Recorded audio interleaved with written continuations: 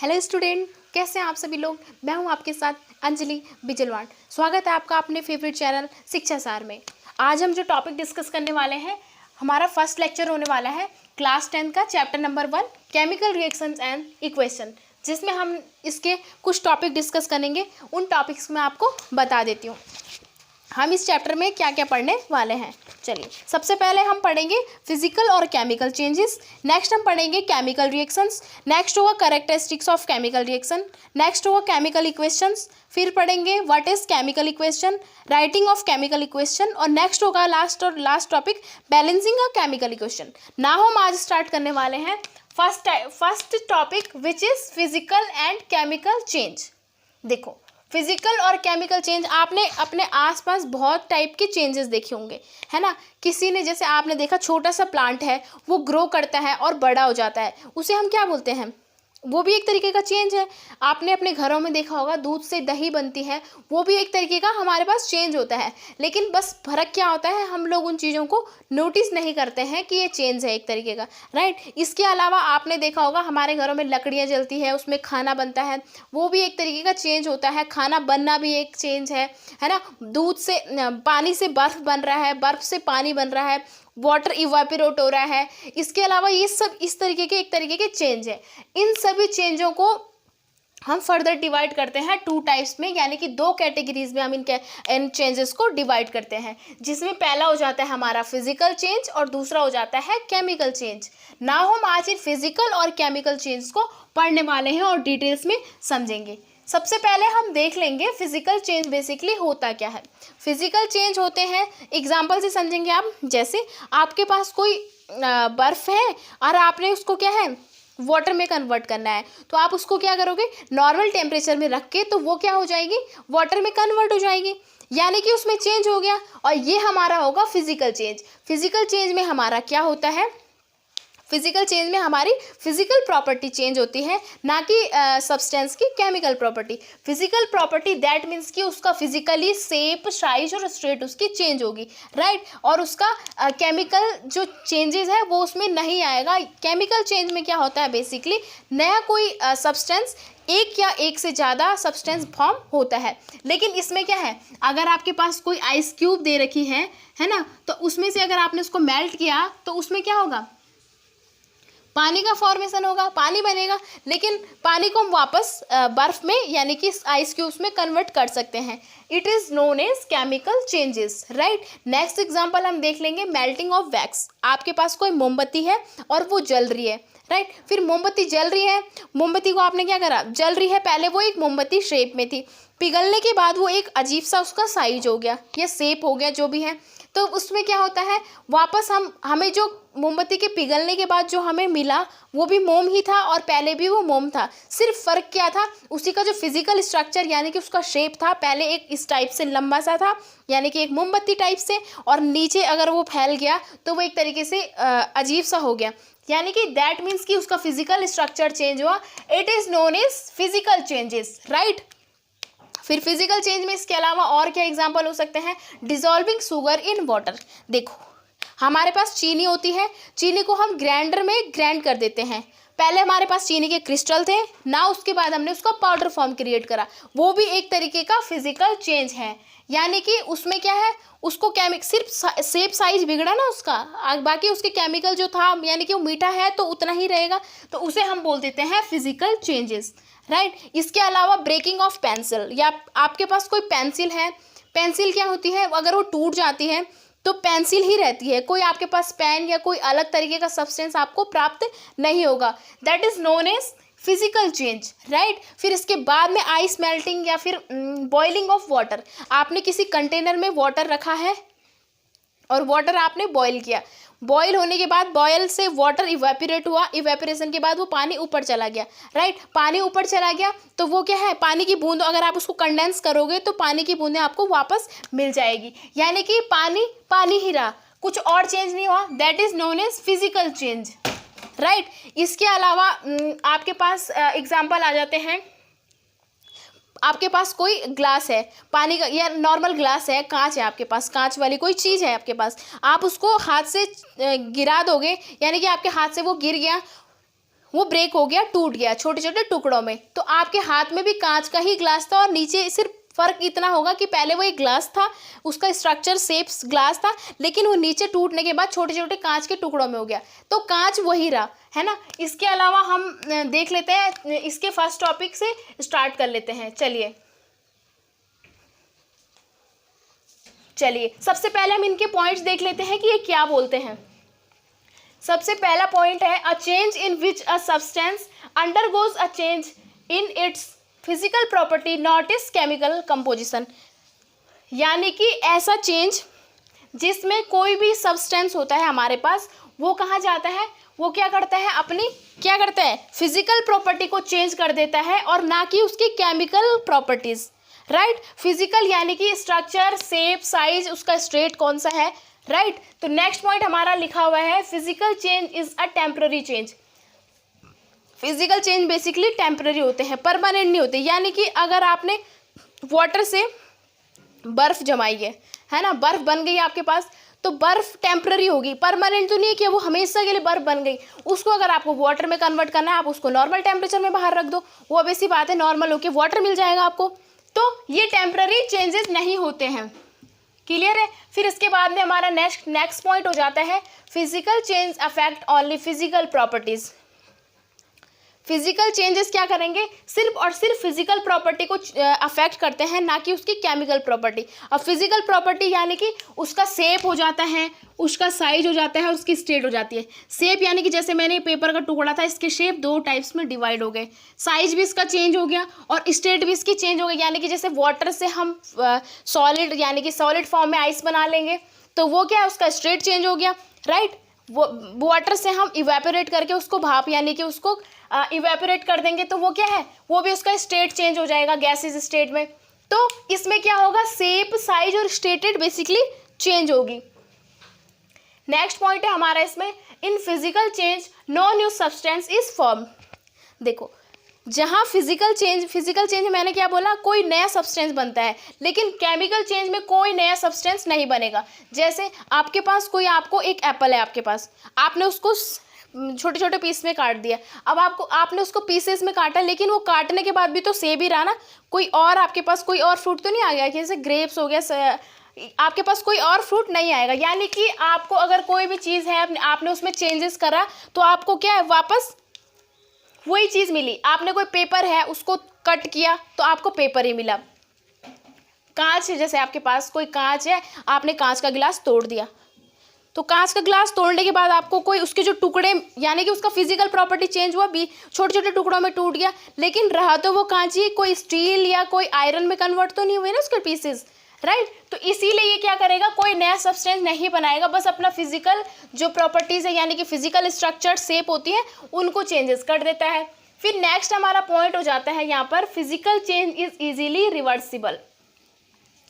Reversible यानी कि हमने पढ़ी होगी रिवर्सिबल रिएक्शन, जो दोनों साइड चल जाती है।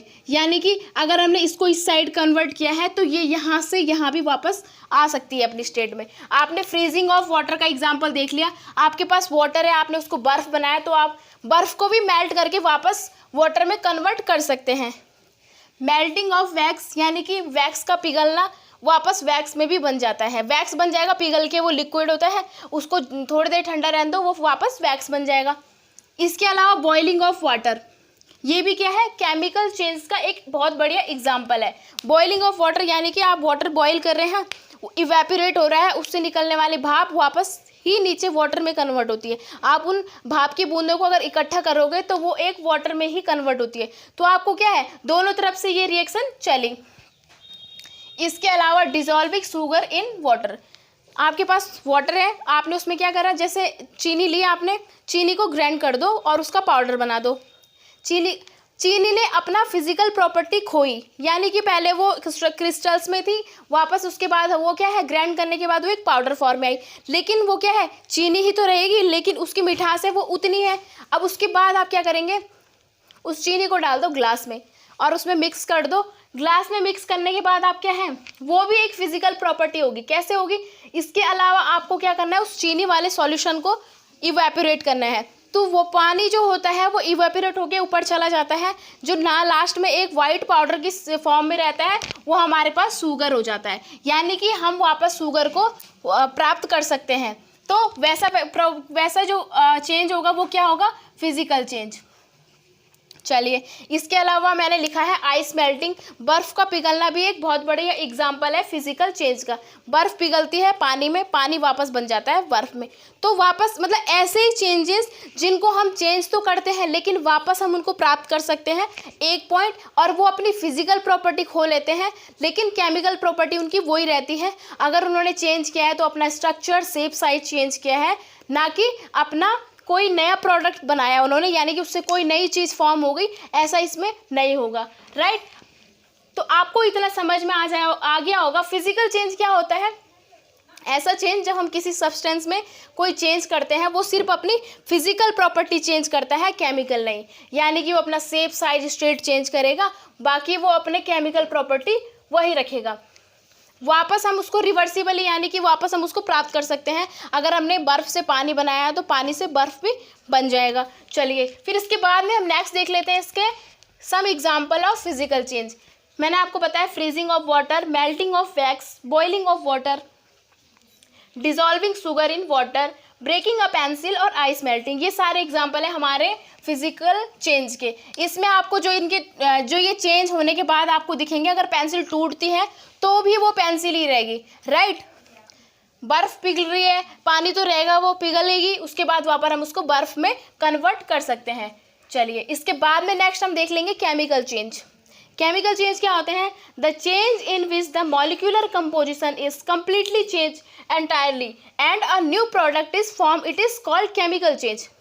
यानी कि ऐसा चेंज जिसमें क्या होता है, जिसमें होता है वो कम्प्लीटली चेंज होता है पूरे तरीके से, और एक नए तरीके का क्या होता है, एक नया तरीके का प्रोडक्ट बनाता है, उसको हम बोल देते हैं केमिकल चेंज। यानी कि वो अपनी molecular composition is completely change, उसकी मॉलिक्यूलर कंपोजिशन होती है पूरे तरीके से चेंज हो जाती है। कैसे हो जाती है, देखो, आपको एक कोई फ्रूट दिया आपने खाने के लिए, आपने उसको कट किया, कट करने के बाद जो उसके पीसेस बने वो क्या है, फिजिकल चेंज। क्यों, क्योंकि उसने सिर्फ शेप, साइज अपना चेंज किया है। उसके बाद आपने वो शेप खा लिया। राइट, आपने वो शेप खा लिया, उसके बाद वो शेप डाइजेशन हुआ, डाइजेस्ट हुआ, तो वो एक प्रोसेस है chemical reaction. Digestion of food क्या है, एक केमिकल रिएक्शन। क्योंकि एक बार डाइजेशन हो गया, उससे नई चीज़ कैसे बनी, डाइजेशन होने से नई चीज़ कैसे बनी, ग्लूकोज बनता है, शुगर बनता है हमारी बॉडी में, जो बनते हैं ग्लूकोज, फ्रुक्टोज। तो डाइजेशन से क्या है, एक नया प्रोडक्ट फॉर्म हुआ, यानी कि कोई नई चीज़ बनी, तो उसको हम बोलेंगे केमिकल चेंजेस। चलिए, इसके बाद नेक्स्ट पॉइंट है हमारा chemical change is permanent change. Permanent यानी कि जो एक बार हो गए तो हो गए, दोबारा हम उनको चेंज नहीं कर सकते। जैसे आपके पास आपने कोई खाना खाया, अगर उसका डाइजेशन हो गया तो ऐसा तो नहीं होता ना कि वापस खाना बाहर आ गया फिर डाइजेस्ट होगा, ऐसा तो नहीं होता। एक बार डाइजेशन हो गया तो कम्प्लीटली हो गया, दोबारा से नहीं होगा। दोबारा डाइजेशन के लिए आपको दोबारा फूड लेना होगा, फिर उसका डाइजेशन होगा। चलिए, फिर नेक्स्ट पॉइंट है इसमें, chemical change affect physical and chemical properties of the substance including its composition. ये क्या करती है, केमिकल चेंज क्या करता है, उसे कि फिजिकल केमिकल प्रॉपर्टी दोनों को क्या करता है, चेंज करेगा। जैसे आपके पास कोई ये पेपर है, इस पेपर से आपने क्या करा, सबसे पहले कोई एरोप्लेन बनाया, यार प्लेन नहीं बनाते हम लोग, तो प्लेन बनाया, उस प्लेन को आपने उड़ाया। वो प्लेन बनना क्या है, फिजिकल चेंज। कैसे है, क्योंकि पेपर है, उससे हमने उसका फिजिकल चेंज कर, यानी कि उसमें चेंज कर दिया, उसका प्लेन बना दिया, वो हो गया फिजिकल चेंज। अब वो प्लेन उड़ते उड़ते गया और कहीं पर जल रही है कैंडल, उस कैंडल में लग के वो बर्न हो गया, यानी कि जल गया। अब वो जलना, उसके बाद वो जो चेंज होगा उससे हमें क्या मिलेगा, एस मिलेगा, और दूसरा क्या है, कुछ हमें एस मिलेगा, यानी कि हमें मिलेगी राख। तो वापस हम देख सकते हैं कि वो मतलब वापस अपने पेपर वाली फॉर्म में आ सकता है, बिल्कुल नहीं आ सकता। यानी कि हमें कुछ नए प्रोडक्ट मिला पेपर के जलने के बाद, तो पेपर का जलना भी एक क्या है, एक तरीके का केमिकल चेंज, उससे नई चीज़ फॉर्म हो रही है हमारे पास।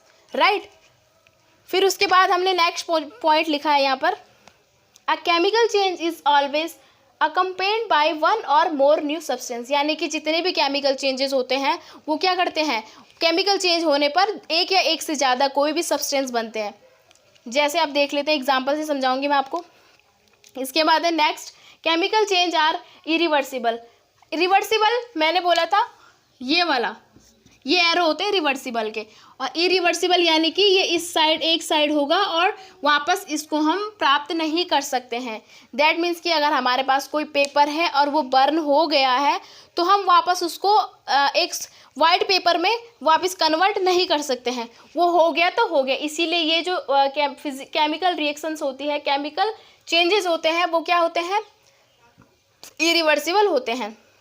यानी कि original substance cannot be recover. जैसे हमारे पास ओरिजिनल सब्सटेंस था या कोई पेपर ही था तो वो वापस हमारे पास नहीं हमें मिल सकता। वहीं अगर फिजिकल चेंज में देखेंगे तो हमने उस फिजिकल चेंज में क्या किया था, उस पेपर का एक एरोप्लेन बनाया था, लेकिन उस एरोप्लेन को अगर हम अनफोल्ड कर दें, खोल दें, तो वापस हमें पेपर मिल जाएगा। लेकिन इस वाली कंडीशन में जलाने के बाद हमें वो पेपर प्राप्त नहीं हो पाएगा।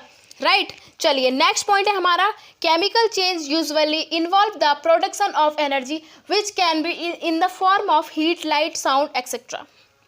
यानी कि जितने भी फिजिकल चेंज क्या होते थे, फिजिकल चेंज होते थे is not involve the production of energy.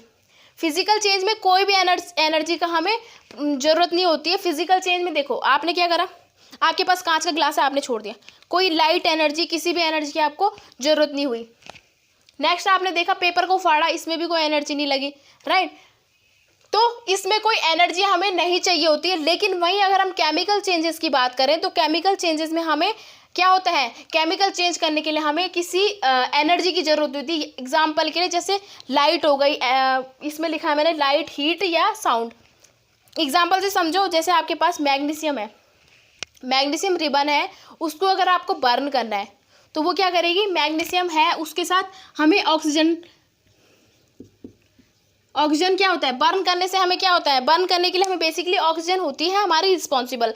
तो मैग्नीशियम को हम ऑक्सीजन यानी कि हवा के माध्यम से जलाएंगे ऑक्सीजन की प्रेजेंट में, तो ये ऑक्सीजन के साथ क्या करेगी, रिएक्ट करेगी, तो ये क्या बनाती है, मैग्नीशियम ऑक्साइड। राइट तो अगर हम अगर हम किसी आग को भी जलाते हैं तो अगर हम बिना हवा में आग जला रहे हैं तो क्या है, बिना हवा के हम आग नहीं जला सकते हैं।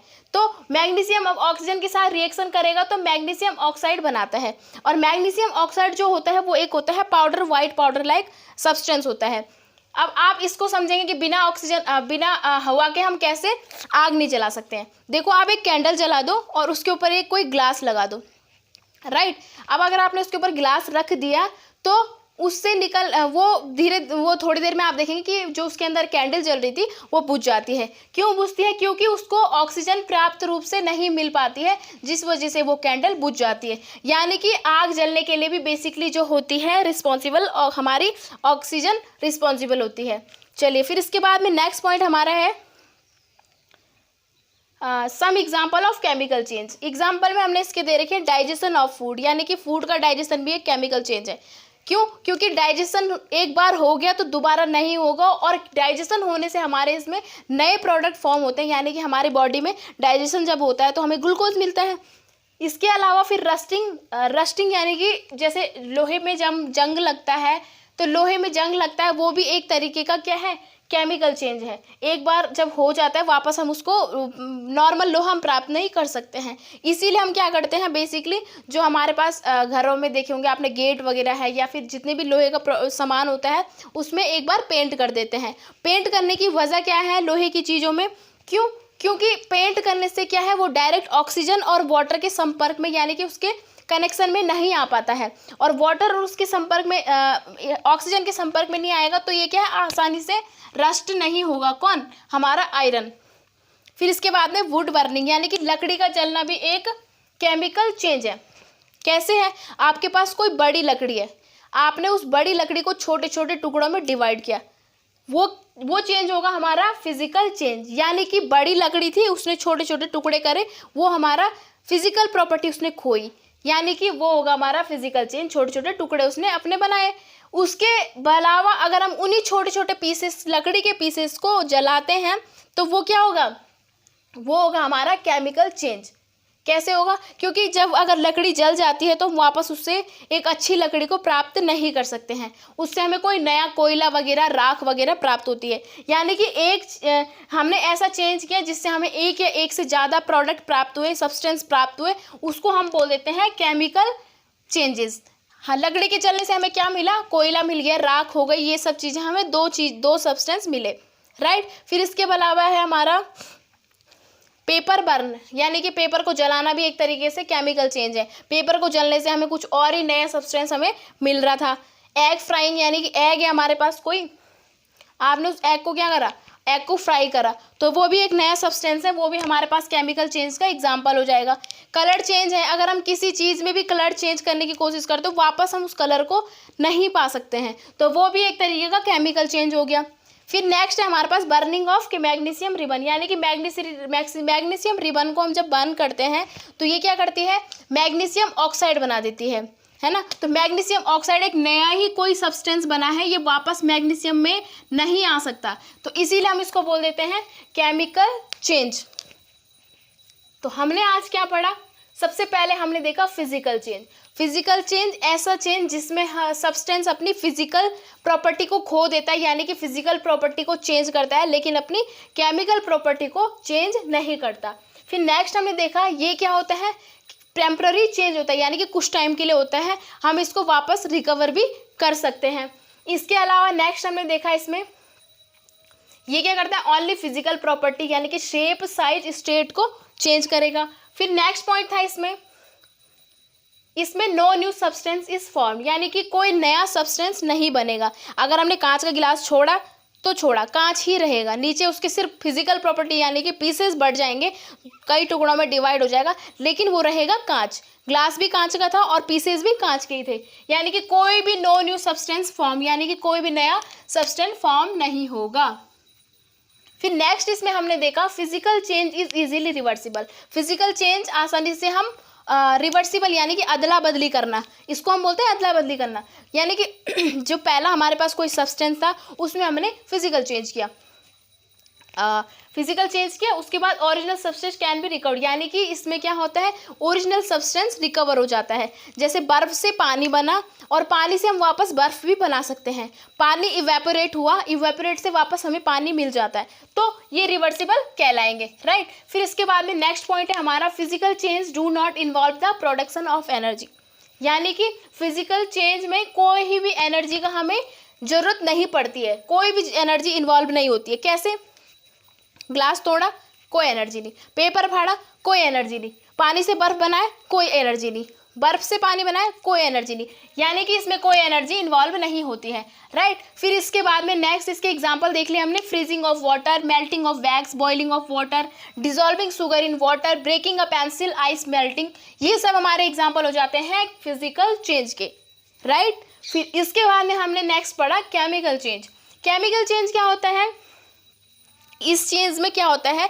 जो भी हमारे पास सब्सटेंस है उसकी फिजिकल और केमिकल दोनों प्रॉपर्टी का चेंज होता है, उसको हम बोल देते हैं केमिकल चेंज। यानी कि जैसे आपके पास कोई लकड़ी है, उसका फिजिकल चेंज कैसे होगा और केमिकल कैसे होगा? फिजिकली वो दूसरा जलने के बाद क्या होगा? उसको अगर हम जला देते हैं तो उससे कोई नया क्या है? नया सब्सटेंस बना, क्या बना? कोयला बना, और उससे क्या है? हमें राख मिली, तो ये नया सब्सटेंस बना और उसका जो फिजिकल था वो तो चेंज हुआ ही, यानी कि केमिकली और फिजिकली दोनों तरीके से वो कन्वर्ट हो गया नए सब्सटेंस में, राइट। फिर इसके बाद में नेक्स्ट पॉइंट बन जाता है हमारा chemical change is permanent change.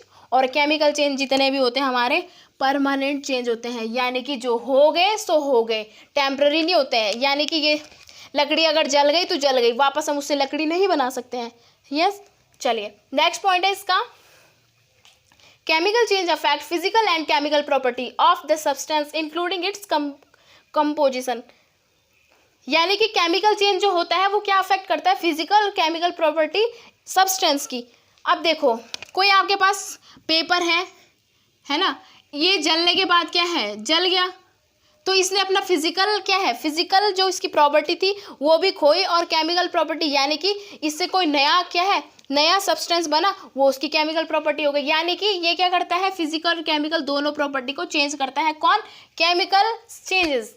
फिर इसके बाद में नेक्स्ट पॉइंट मैंने बताया, a chemical change is always a accompanied by one and more new substance, यानी कि जितने भी केमिकल चेंज होते हैं उसमें एक या एक से ज़्यादा सब्सटेंस फॉर्म होते हैं। एग्जाम्पल मैंने आपको बता दिया, दूध से दही बनना भी एक नया केमिकल चेंज है। दूध है आपके पास, उसकी दही बन गई तो वो क्या है, केमिकल चेंज ही तो होगा। वापस दही से दूध नहीं बन सकता, कोई नया ही प्रोडक्ट फॉर्म हुआ, दूध से दही नया प्रोडक्ट हो गया, यानी कि वो हो गया हमारा केमिकल चेंज। चलिए नेक्स्ट पॉइंट है इसमें, chemical change are irreversible. Reversible that means ये वाला साइन, दोनों साइड, पर इरिवर्सिबल ये वाला साइन, राइट। तो irreversible original substance cannot be recover, यानी कि ये इरिवर्सिबल होगी और जितने भी हम ओरिजिनल सब्सटेंस हैं, अगर हमने दूध से दही मिल गई तो मिल गई, हम वापस दूध यानी कि उसका ओरिजिनल सब्सटेंस था वो वापस हम रिकवर नहीं कर सकते, राइट। चलिए नेक्स्ट पॉइंट हो जाता है इसमें, chemical change usually involve the production of energy which can be in the form of heat, light, sound and etcetera. यानी कि जितने भी केमिकल चेंज हैं इन्वॉल्व वहाँ पर केमिकल चेंज को करने में क्या है, बेसिकली हमें एक एनर्जी का प्रोडक्शन चाहिए, यानी कि एक एनर्जी चाहिए होती है। वैसे जैसे एग्जांपल हीट, लाइट और साउंड, इसमें हमें कोई एनर्जी नहीं थी, कांच गिराया तोड़ा, कोई एनर्जी, पेपर फाड़ा, कोई एनर्जी नहीं। लेकिन वहीं अगर हम केमिकल चेंज की बात करें तो इसमें हमें एनर्जी, हीट वगैरह यानी कि कुछ एनर्जी की ज़रूरत होती है। देखो इसमें एग्जांपल देखेंगे आप, जैसे आपने क्या करा, लकड़ी जलाई, तो लकड़ी जलाने के लिए आपने हीट यानी कि उसमें आग लगाई, वो एनर्जी हो गई उसकी। तो उसमें कुछ एनर्जी, अगर हम लकड़ी में आग ही नहीं लगाएंगे, कुछ हीट नहीं देंगे उसको, तो वो जलेगी कैसे, नहीं जलेगी। उसके अलावा आपने पेपर को बर्न किया, तो पेपर में जब तक आप आग नहीं लगाओगे, उसको लाइट या हीट नहीं दोगे, तो उसमें क्या होगा, पेपर बर्न नहीं होगा। दैट मीन्स कि हम जितने भी केमिकल चेंज करते हैं उसमें कुछ ना कुछ एनर्जी की हमें ज़रूरत होती है, energy, light and sound, right. चलिए इसके अलावा इसमें जो इसके एग्जांपल है, some example of chemical change, digestion of food, rusting यानी कि लोहे में जंग लगना, वुड बर्निंग लकड़ी का जलना, पेपर यानी कि पेपर का जलना, egg frying, colour change, burning of magnesium ribbon. और मैग्नीशियम रिबन का मैंने बता दिया कि ये क्या है, मैग्नीशियम क्या करेगी, ऑक्सीजन के साथ अगर रिएक्शन करती है तो MgO यानी कि मैग्नीशियम ऑक्साइड बनाती है, जो हमें वापस क्या है, हम इससे मैग्नीशियम को प्राप्त नहीं कर सकते हैं, राइट। आई होप कि आपको इतना समझ में आ गया होगा कि फिजिकल और केमिकल चेंज बेसिकली होते क्या हैं। आज की वीडियो में इतना ही, अगली वीडियो में हम इसका नेक्स्ट टॉपिक पढ़ेंगे, फिजिकल और केमिकल रिएक्शन। तब तक के लिए धन्यवाद, थैंक्स फॉर वॉचिंग। और अगर आपने हमारा चैनल सब्सक्राइब नहीं करा है तो चैनल को सब्सक्राइब करें, लाइक करें और शेयर करें, बेल आइकन जरूर प्रेस करें ताकि हमारे वीडियोज़ की नोटिफिकेशन आप तक पहुँचती रहे। तब तक के लिए धन्यवाद।